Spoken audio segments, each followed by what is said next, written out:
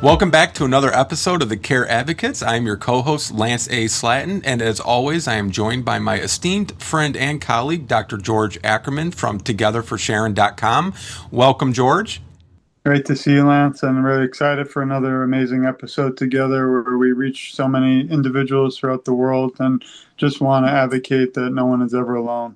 Absolutely. Well, today we have a very special friend and guest joining us. It's Christine A. Smith, the host of Aspects of Aging. Welcome, Christine. How are you? I'm doing great. I mean, I watched a show and then I came into this one, and it's been all guys. And that's fun for me because sometimes you can get surrounded by women as a woman. So I just feel like I've been invited to, play with the big kids on the playground or something. Like these men are serious about what they're doing. Yes, and and there's a lot of truth to what you said. George and I both were just speakers at a male caregiver summit, and with Sherelle Mims, and that's what we're trying to do. We're trying to advocate not only for caregivers, but given our roles as male caregivers at one point in our lives, we're trying to let male caregivers have a voice and let people know. Yes, it is primarily females, but there are a lot of male caregivers out there, and it's okay to talk about being a male caregiver and helping to support all caregivers, no matter what the gender is. So thank you for joining us here, and I'm going to turn it over to George and let him get us started with the episode. Thanks and welcome again, everyone. It's great to see you all, and thanks for supporting the show. Please, again, share this. We don't want anything literally in return, but that the world knows that you're not alone. Again, I'll say that many times because it's true. I felt very alone going through my caregiver journey of my mother, who unfortunately passed due to Parkinson's, and the same goes with my very good friend and really brother in this advocacy, Lance, and his journey as well. So thanks again, Christine. This has been an exciting episode for me to plan for because you have been always really open door policy for me. We speak many late hours, many times throughout the many years, and it's nice to know that someone like you out there also advocating and fighting for so many people. One thing I wanted to start with and encourage everyone to support your work is your incredible show. So it's funny you're on our show because we started this, or at least I did many years ago. When I lost my mother, I felt I was alone, and you actually, again, opened your ears, eyes, and arms for me and allowed me the opportunity. Maybe you could touch on your show, but more importantly, what's it like to kind of be a host of your show? Because here we really are specific to caregiving, but you're not, which is really an interesting aspect. A lot of podcasts I see in the world are, kind of unique, specific. Like I have one just for Parkinson's awareness, but yours is open door again to so many, which I find interesting, fascinating, but probably hard to manage on, an hour show. Someone is really in for a long email when they say, "So what's your show about?" And Lance, I agree with you that when you said it's okay to talk about male caregivers, because my hackles go up when someone says, "Oh, it's always the women."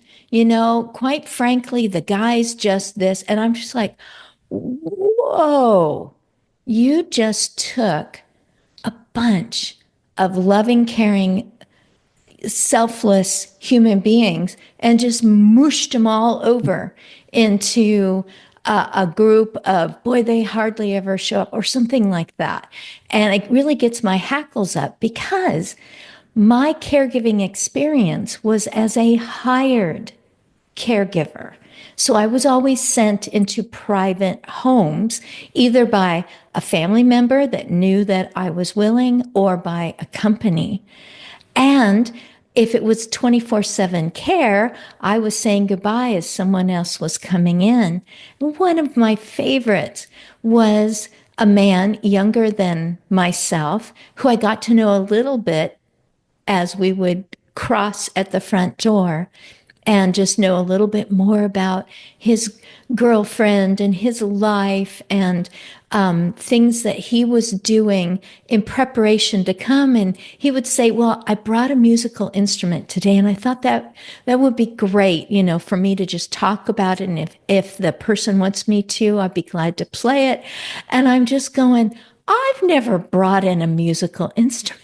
I am so glad that this person exists in the life of our shared client. So, George, you were asking me about, my advocacy.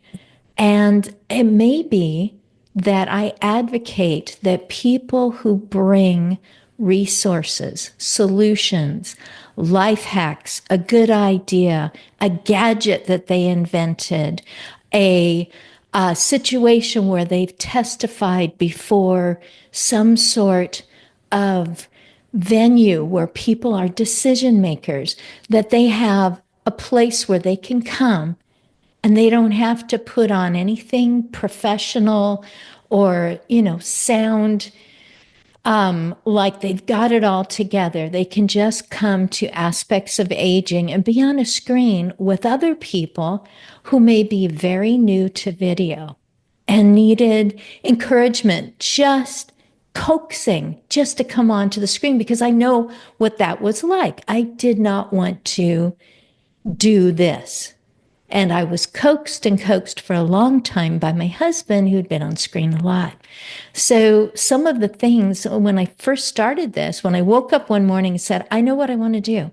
I actually want to go live so that nobody can say, can you cut that part out? It's like we're just at a picnic table, we're talking, we're kind of talking loud so people passing by know that one of you just had a loved one who was living to the end of Parkinson's. And sure enough, that happens in real life to me. And I'm sure it has happened to each of you, that a person turns, for example, just last month, a man turned around and said, did I hear you mention Teepa Snow? Popped out like a business card. And on one side, it just talks about positive approach to caring or caregiving. And on the back, it is a statement about, thank you for being understanding in this moment as I am with my loved one in a public setting who is living with a neurological change, dementia. And I was like, we just got into this conversation, and that's when I dropped my shoulders and all the stuff that maybe I'm fiddling with or whatever, that just goes away. There's only that person. And they get to talk about how hard it is right now, how they felt rather clever about something that they came up with that made life, caring, partnering, eased something that was such a heavy challenge. And I want everyone who comes onto my screen to realize that someone else on that screen, or someone who's listening live, listening in replay, is going, oh, I've been there. And George, they are so not alone. Thank you. And as I turn to Lance for the next question, I do also agree. I feel even this show and every show, we also are learners, continual learners. And I learned something. I wouldn't do this, to be honest, and I'm sure none of us would if it wasn't, because we still have so much to learn. So thank you for that. And I'm going to turn it to Lance for the next question. Thank you, George. Christine, I want to talk about those cards. We here in Michigan, we still do it to an extent, but we were doing it on a lot higher level prior to COVID with our company.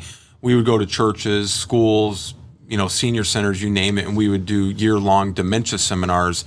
And we did it as a nonprofit. We didn't get any compensation for it, but it would be a year-long program, and we'd meet one Saturday every month, and that month's topic would be related to dementia. It could be a caregiver's toolbox, and we'd bring in all the supplies and equipment to let families hold it, touch it, use it to see if that might be a good fit for when they go home for their loved one.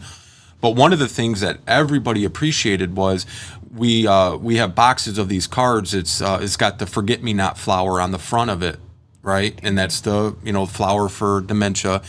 And it would say, it would be different situations. It would be one you could give to a waitress when you first sit down in case your loved one, maybe they have frontal temporal and they're very belligerent and very loud and no filter. One lady said, we really hated taking mom to a restaurant when it got to a point where if the waiter or waitress was a little bit chubby, they would say, "Oh, you're fat," or you're disgusting. Just some horrific things.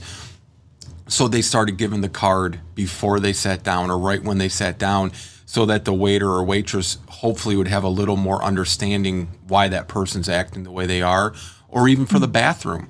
If you're taking your mother to Target and you're the son, she's not going to go in the men's bathroom. She's going to go in the women's, and you can put the card right on the door. Or when you walk in and there's a lady washing her hands, the son could give it and say, I'm here to help my mom, give her the card. It's just really to help people have a better understanding without also embarrassing your loved one and respecting their dignity, right? So those cards are tremendous. I recommend any family dealing with a loved one that is going through dementia to get the cards and just, help prevent some situations maybe in the public. But I want to go back to you, Christine, what you said about also, working 24-hour shifts, relieving the caregiver, coming on and, going off shift. Originally you were a state certified educator, correct? Yes. Yeah. 4th grade, 3rd grade, kindergarten. Yeah. How did you ever become involved in being a professional in-home care provider? Like, where did that transition for you come from? Vivid memory. Next door neighbor came home from work. Hey, how's it going? Oh, I'm so short-handed, she says. And I said, well, perfect. I'm short-cashed right now.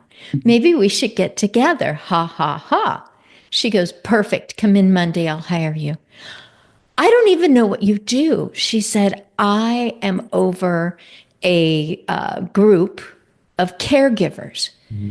So this is, I don't know how many years ago, at least 12, 13 years ago. What's a caregiver? In my very small experience, I had not had conversations with anyone who had someone at home or would go frequently to that private residence. All I knew is when grandma or grandpa are getting a little funny and it's not funny anymore, you put them into a place that takes care of those things because it's too much. You don't know how to deal with it. I said, oh, so you work at the,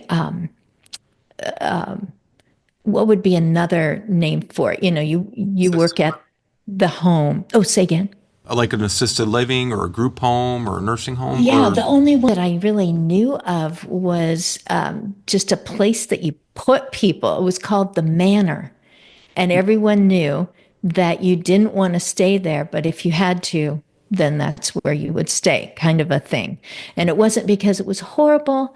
It's just that nobody said, when I grow older, I hope I land in one of those rooms with the people at the windows, because you could see them from the road. It was, and I said, oh, well, you were nursing home. There we go.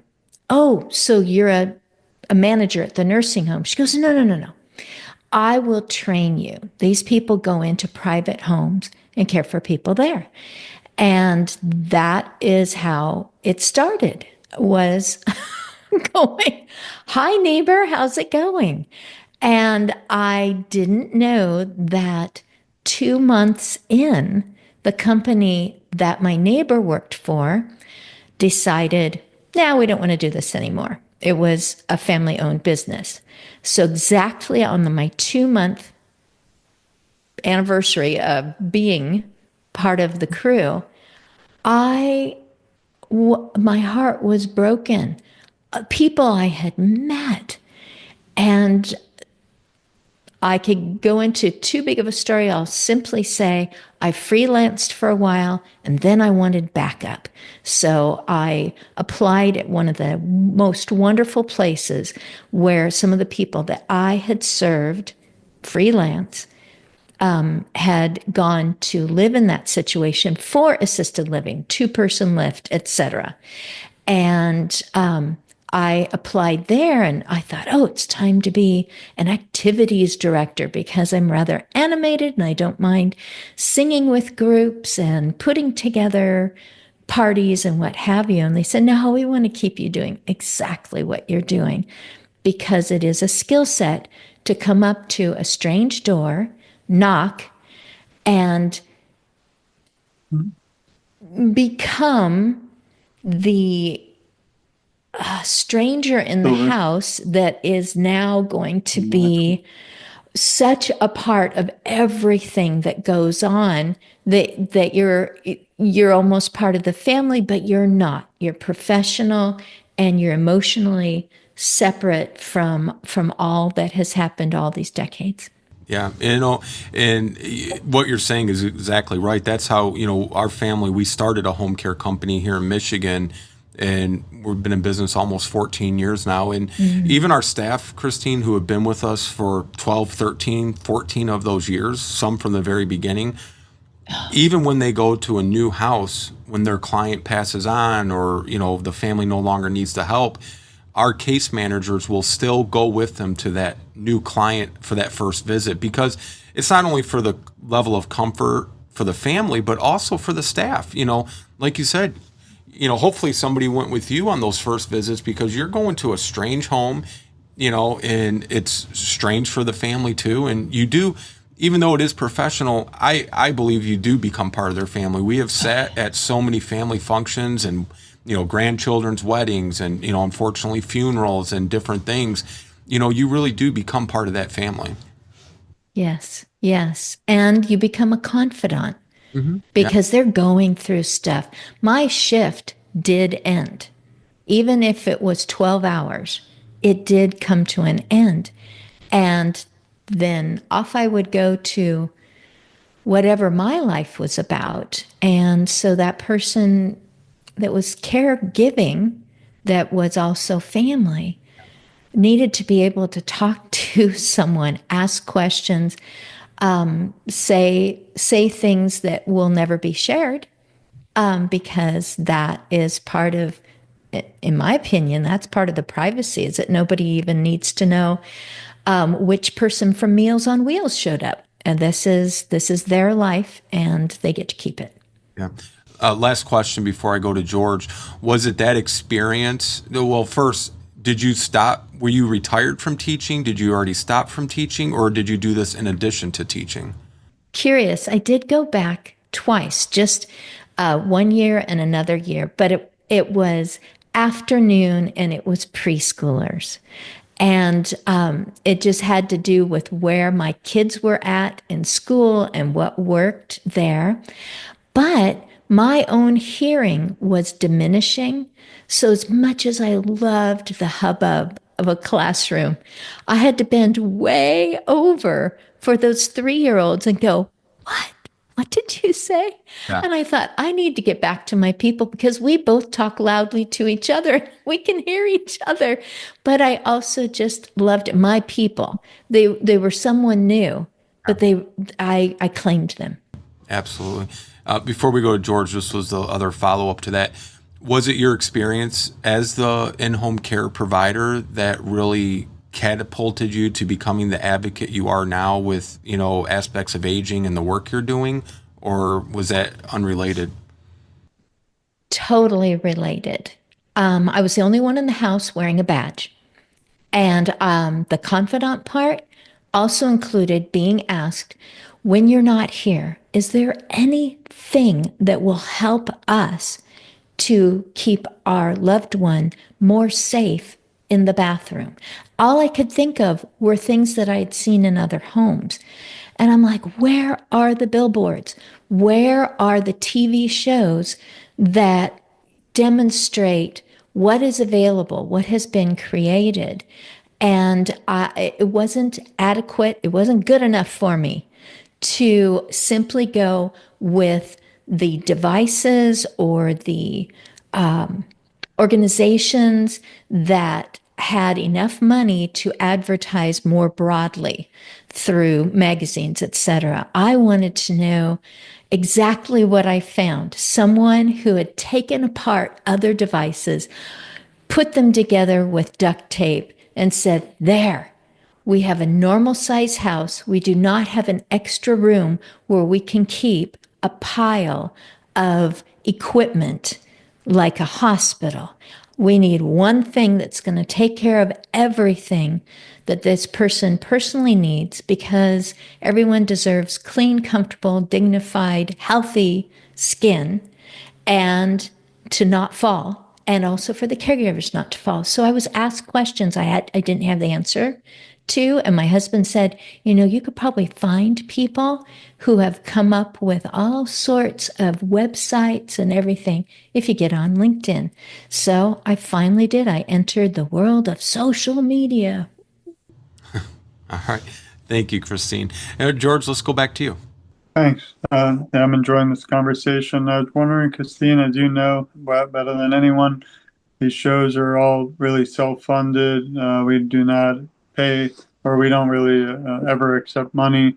Always beautiful to have sponsors and things, but that's in the future, hope. But putting a show together takes, again, time, effort, and a lot of planning. I was wondering what motivates and drives you to keep doing the show. You've been doing it for, I believe, several years, and even finding guests is not always easy. I know when I started my own show, couldn't even, no one understood, why is this gentleman or guy want to start a show on Parkinson's awareness when my mother unfortunately can't be brought back, and a lot of normal people, not that I'm not, but a lot of people have to go back to life, family, kids. But I decided to keep fighting for other people going through Parkinson's, because I didn't want them to feel alone like our family did, or go through what my mother did. And I'm really not religious, but I think there's a sign or God out there that brought me and Lance together. I won't get emotional, but he is really more than just a friend. And also you, Christine, in the beginning, literally.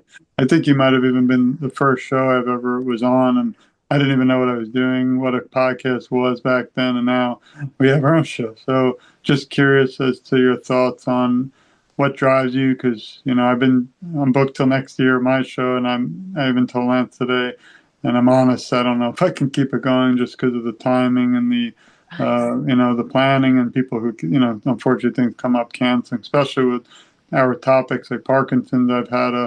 Did a whole show once, and a gentleman, I thought he did great, but he got to the end and wanted to say a little poem, which was beautiful, but halfway through Parkinson's set in and he couldn't do it, and he kind of felt so bad that we scrapped the whole show and never did it again. So just curious again on your thoughts, what drives you, motivates you to, and the last thing is you have multiple guests, which is even more complex. So.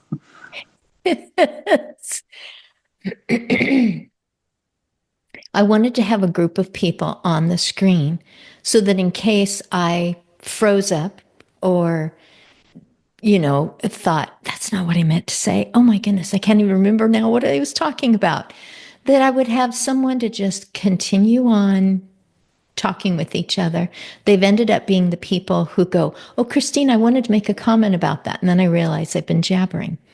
I'm not an interviewer. I can pretend to be one for a short amount of time, and then I'm off again.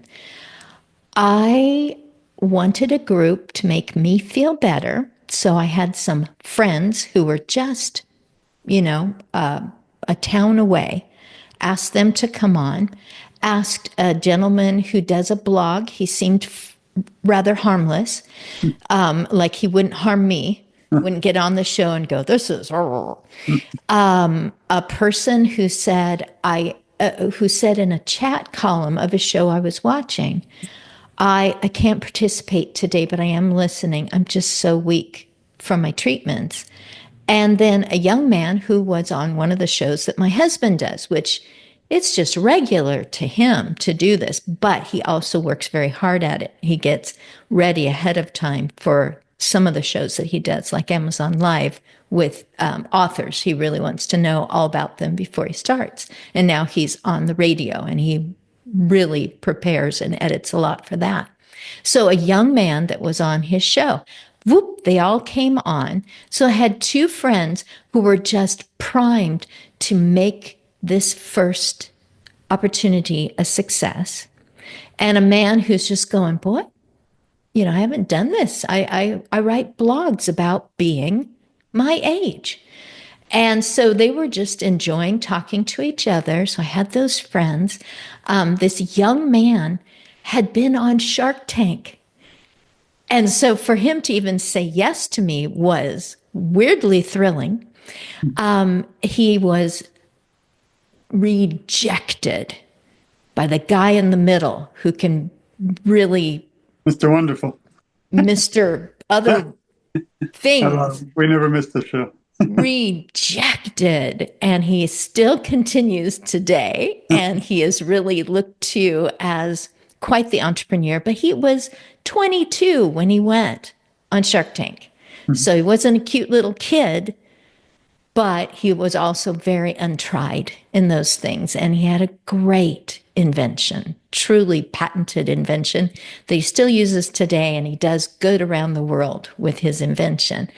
And I'm just throwing that out there. It's kind of like a teaser. Go to my very first one. Just go to agingbetternetwork.com, go to my very, very first one, scroll down and go, oh, that guy. And then was the gentleman who was going through treatments. And he said something I never heard before. He said, I'm looking for a living liver donor because the cancer is gone from the other parts of my body. They've eradicated it. They cannot get it out of my liver. So a living liver donor. And I learned about that during his journey. He created a website because none existed. I can go on to say that he appeared again on my 100th show and talked about his recovery and his donor. Wonderful news.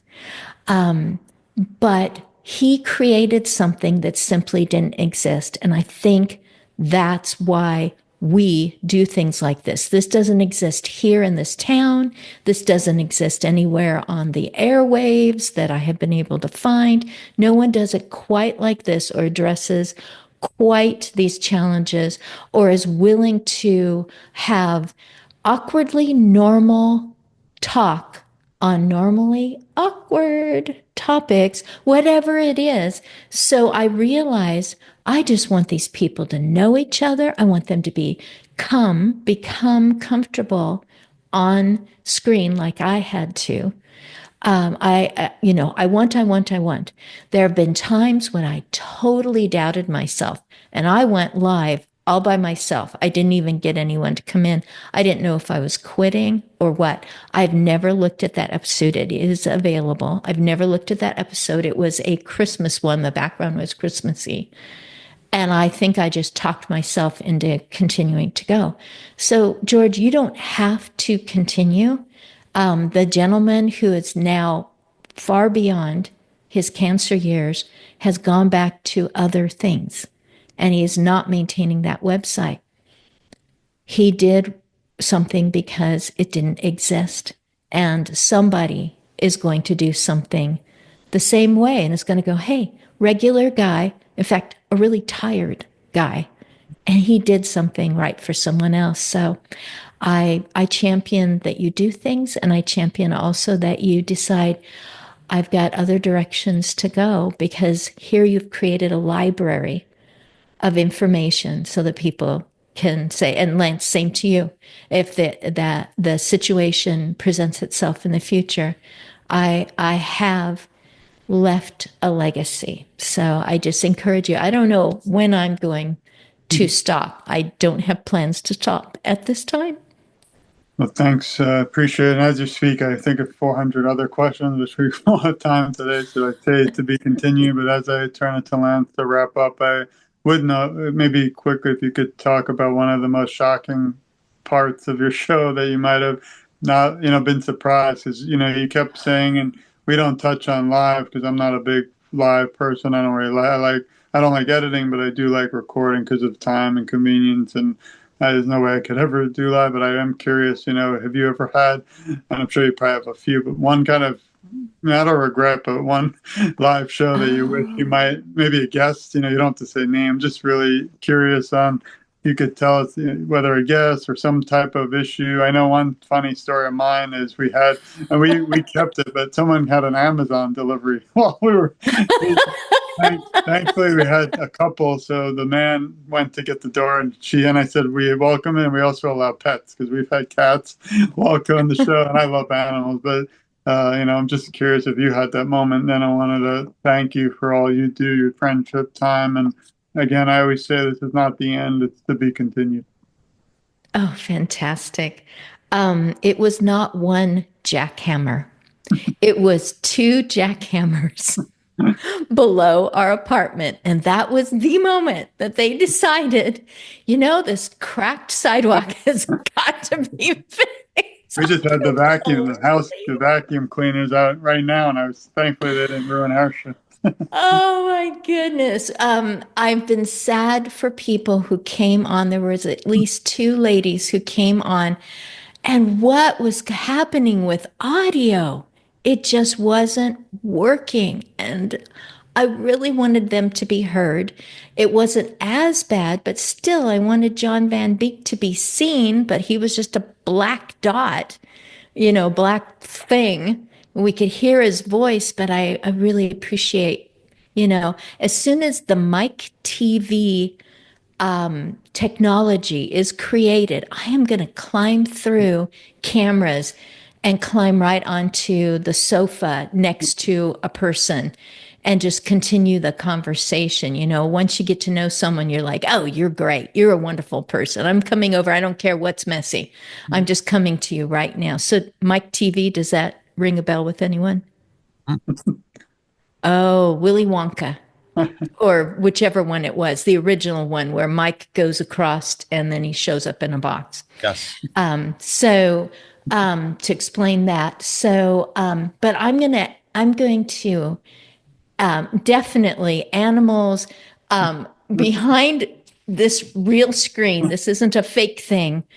The repair person came. We are in a rental, a townhouse. The repair person came, banged on the door because the electric box is in the closet of this room, and then continue to have a conversation with my husband, the producer, across and down the hall where he was sitting. And I'm going, guys, I'm going to mute myself. And I just laugh about it because it's real life.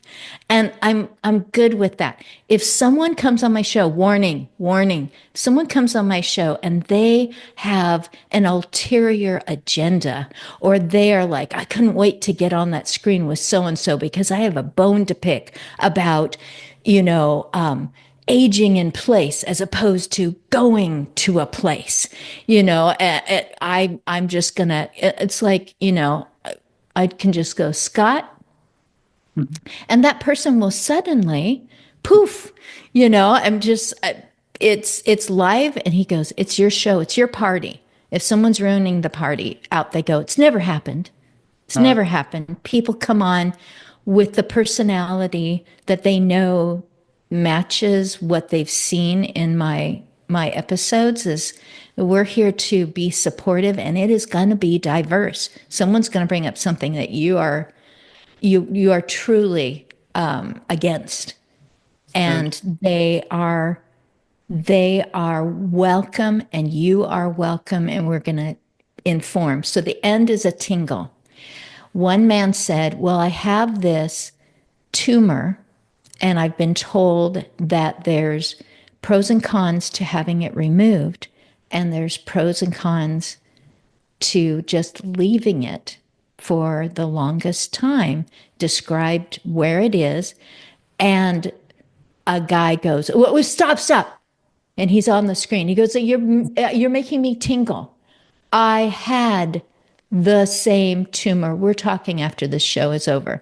And that's what I love, is that it leaks out from there and people are meeting each other and collaborating, getting together, sending me messages going, hey, look, we were on a show together and now we're actually at the same event together. And I'm like, thanks. Thanks for letting me know that you got to meet each other, not just in 2D, but you got to be 3D together. I'm thrilled. I'm just thrilled when people can be encouraging to each other. Thanks. And I'll throw it to the man. I have more, but I'll stop with it. That's still. Yeah, it doesn't just happen when it's live, Christine. I will promise you that. I mean, last thing for me, I'm sorry to Lance, but I stopped kind of doing other shows. I've talked to Lance about it, but I actually was on a show in the UK. It was recorded, and she started saying she has the cure to Parkinson's disease, and that's where I went. That's where I'm out, because there is no cure, unfortunately, yet.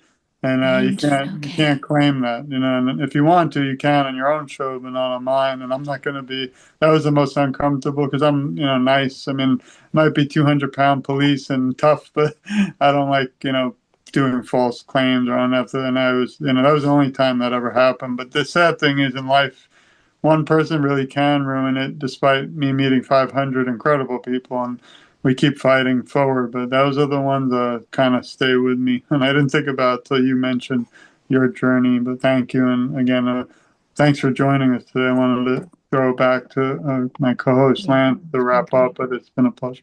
Yes, always. And thank you, Christine. We'll have a link to Aspects of Aging there in the show notes and to your website. But just to close out, I got a question that's not so much about advocacy or senior care, but maybe there is in your answer. But you recently moved, if I understand, to a new state for the first time in your adult life. Are you involved in anything there related to the aging community? And where did you move? Yes, sir. Where did you move? So Oregon, the Willamette River Valley, always huge trees, very green, except when we go into the dry season and catch on fire. We came to visit Texas. We had both been here, but it had been decades and decades. This was before we were married. He was in the Air Force. I came to visit him. So he was here for short stints because that's where they sent him before my husband, D. Scott Smith, motivational listener, was sent to South Korea to do his job there with the Air Force. We came here on invitation from people that we knew from being online. One said, come and be at the Texas Library Association conference. One said, come and be on my show, the Breakfast Media in Houston, something, and Social Media Breakfast Houston. And come sometime and do that. Nice invitations, right? Come and be here in person. Well, there was going to be an eclipse, and the eclipse was absolutely centered on Waco. And I said, I've seen Waco on TV. Let's see Waco in real life. We toured around the state just to see things, visited some people that have been on my show in Austin. Still need to visit one in Dallas, went down to Houston, Corpus Christi, ended up in San Antonio. And all the time we kept talking about Waco.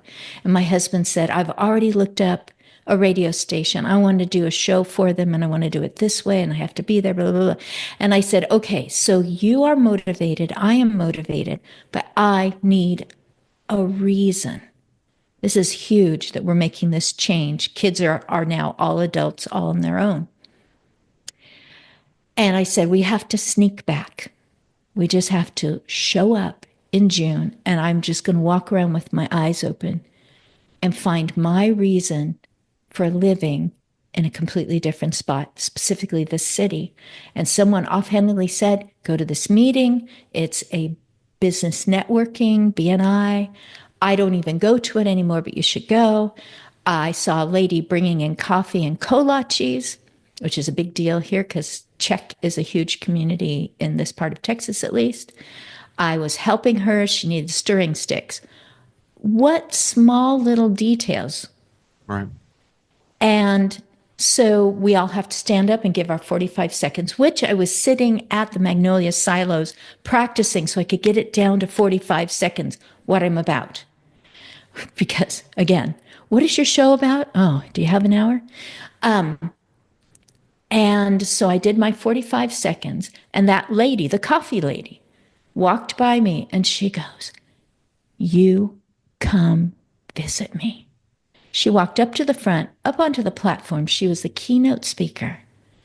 And she said, "This is what has been happening for the last 35 years.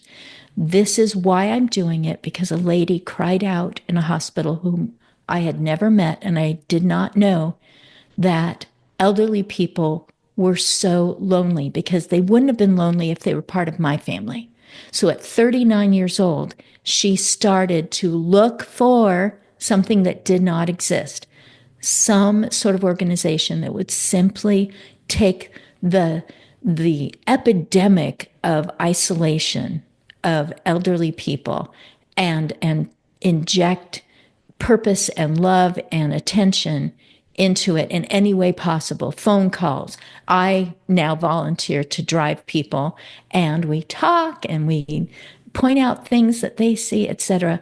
So that lady saying, "You come visit me," and then giving her keynote of what her nonprofit is about, which now she is doing. She's about to turn 74. So from 39 to 74, she discovered something new and thought, something needs to be done. I can't find anything. I guess I'll have to do it.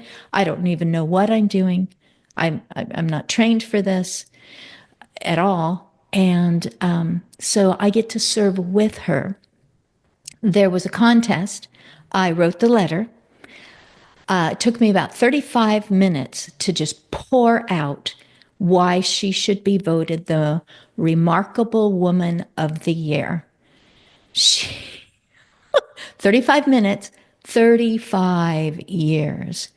She was voted the one for Central Texas. She was flown by the people who put on this contest nationwide to Hollywood, and she was given a trophy as one of the top 5 out of, as they say, the 12,000 nominations that came in, one of the top 5.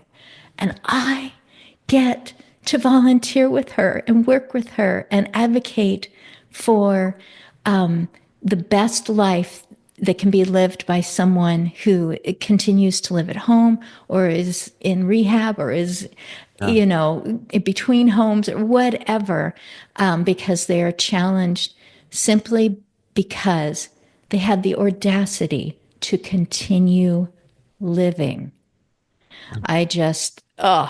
I'm thrilled. So yeah, I was already going to move here, but that clinched it for me. That's incredible. Before we say our goodbyes, Christine, you mentioned something, and I have somebody I've been kind of helping to, I don't want to say tutor, but kind of mentor and guide. And they have just a big heart and passion for helping the senior community. And they keep going through all these different options of things they want to do, right? But they can't land on just the one thing they want to give 100% to. Well, I think they landed on it because it is absolutely incredible, and I just think it's actually genius, and I never use that word loosely. They have a YouTube show that they're going to create, and it's about backseat conversations with caregivers and seniors because they're an Uber driver. And so anytime they get a caregiver in the back seat, or they get, a mom taking, a daughter taking a mom to a doctor's appointment, they have the camera positioned so their hands are on the wheel, it's all safe, and they're recording the conversation, and then they're editing it and making it into, I remember a show growing up. It was on HBO. I don't even know what is it called? Taxi Cab Confessions. Yes, that's it, George. Oh, I was thinking it was Cash Cab. No, same, but both of you are right. It's both. From New York. Both of you are right. It's the same idea, And I thought, what a wonderful idea. Like, if I didn't have to sit in the office or in the studio every day, I would probably do that also, because I think it gives a different dynamic to sharing these stories, right? I mean, I had taken my daughter and two of her classmates and another parent in my car yesterday, and we went to, I'm in Michigan. We went to the Toledo Zoo for the day, which is an incredible zoo. It's the only good thing in Ohio. No offense, my friends in Ohio, but I am in Michigan, so I got to say that. And, I'm just listening to the kids talking in the back, the other parent and I talking. And I mean, it's a different kind of conversation than if you just go have breakfast with somebody, And so you should think about doing that, Christine. Set up your phone, put a little clamp and have it pointed when you're driving these people around. That's what made me, think of it. I think you'd have a whole new dynamic to aspects of aging. It could be aspects of aging on the go, and maybe it's just a special thing you release once a month. But anyhow, I could talk like George. I got a lot of questions, but well, you are thinking like my boss, my volunteer boss, Inez, because she goes, can you do a show with the people that we serve? And of course, I would totally want their opinion. yeah. I have to hedge back from the driving part because new to Texas, very cautious driver. But those conversations, yeah, they have just been gems. When they point to something, they go, that used to be a hangout spot, and I got in trouble there, but not as much trouble as my girlfriend. And I get to know the city Yeah. inside out. That would be great. That would be great. Or the police officer, I'm not sure how safe that will be. Just so you know. Yeah, I can see. Yeah, it would be terrible. It would be terrible because I am such a, and I'm always listening to the directions because I'm probably always going to rely on GPS. But I love it because I've been trying to figure out how to do that since LA came and actually filmed some of the people that they serve, because they also serve adults with developmental disabilities. I know I'm going way off here, but there were also some people that were actually brought to the building. One drove themselves and just were singing her praises so they could get all this filmed and be able to put it on stage in Hollywood when the winners were announced, the award winners. And I'm just going, wait a minute, there is a way to do this. You ask their permission and then you gather them together. So there is no technology. Did I get this thing right? Because I'm terrible with technology myself. And just let them be able to talk to each other. Remember when they did that? Yes, I was there. And we all got together. It was the best day because I was actually helping to fill the food things. And I love those conversations. So I'm in there. I'm in there, but not the driving part. Thank you, George. I'm not doing it because Officer Ackerman can imagine how I drive. Well, but you know what? Go get a ticket, and then you can just hire him to represent you because he's also a lawyer. So Don't stop. I'm more concerned about the passengers being, all there. But that's a different topic. Yes. For your physical safety. This was a great episode of the Care Advocates. Christine A. Smith, host of Aspects of Aging. Go look her up on LinkedIn. She does all of her shows live there. Before we go, Christine, where would you like people to go to learn more about you? Everything's there. AgingBetterNetwork.com. As one businessman said, everything you've talked about doesn't make any sense to me. And I was a male caregiver for my father. And that was a story. And it is on my LinkedIn and my YouTube. But he goes, I understand the word network. So you, Lance, and you, George, are part of the network. And better, I don't want to say best because I don't know what the contest is of how you age best. But aging is something that we do from birth on. And we start to really recognize it at a point when there's problems. When there's challenges, and there are solutions. There are ways to mitigate, and there's also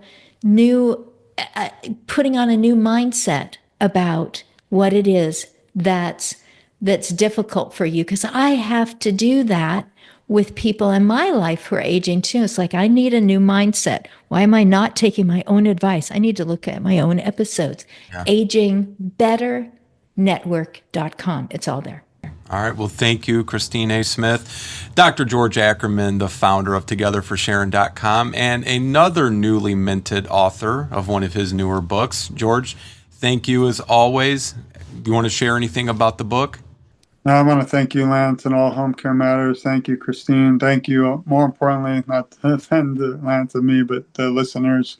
I have a shameless plug, and that's to join us at the Care Advocates. Please reach out to Lance or myself at togetherforsharon@gmail.com, or you can go to allhomecarematters.com. But we're looking for caregivers, caretakers, and care partners. We want to, not just share your story, but also be a part of it, learn it, and live and love it also. So it's important that we keep on target on our mission to advocate, but with so many beautiful, incredible people like Christine around the world, because Lance and I have done shows alone, and we love, bringing other guests on and just help promote all that you all do. But show's only successful if everybody out there listening supports us. And, we don't do any of this, including Christine and most of you out there, for money. We just want everyone to know they're never alone in any of these fights against any of the diseases, and really just the social atmosphere of aging, as Christine mentioned. So thanks. And